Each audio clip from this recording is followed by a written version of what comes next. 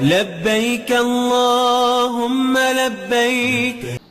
যাদের এখনও বাইতুল্লাহ যাওয়ার সুযোগ হয়নি তারা অনেকেই মনে করে থাকেন যে তাওয়াফ চলাকালীন সময়ে লাব্বাইক আল্লাহুম্মা লাব্বাইক লাব্বাইক লা শারীকা লাক লাব্বাইক ইন্নাল হামদা ওয়ান নি'মাতা লাক ওয়াল মুলক লা শারীকা লাক, এই যে তালবিয়াটি এটি পাঠ করা হয়, কিন্তু এটি আসলে সঠিক নয়।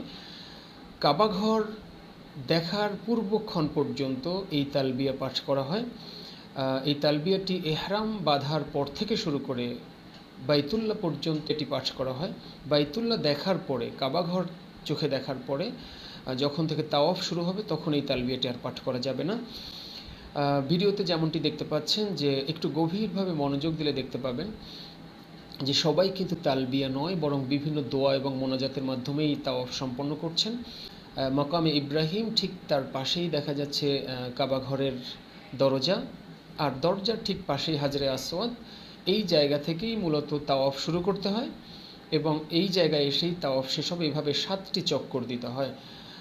তাওয়াফ করা এটি একটি ফরজ বিধান হজ এবং উমরার ক্ষেত্রে। তো এভাবে তাওয়াফ সম্পন্ন করার পরে মাকাম ইব্রাহিমে 2 রাকাত নফল সালাত আদায় করে এরপরে অন্যান্য কার্যক্রম সম্পন্ন করতে হয়।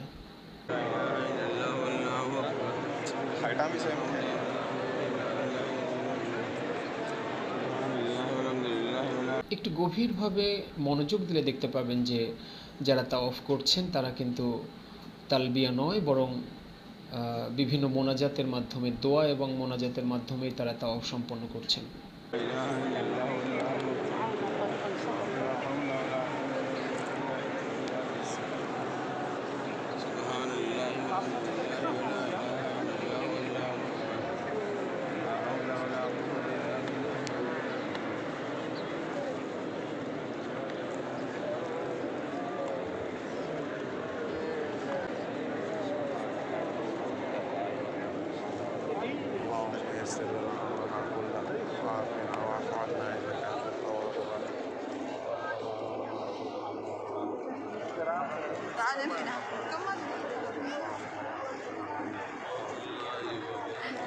আল্লাহ আমাদের সবাইকে বারবার বাইতুল্লাহ তাওয়াফ এবং হাজরে আসওয়াদ চুমু খাওয়ার তৌফিক দান করুন, আমিন।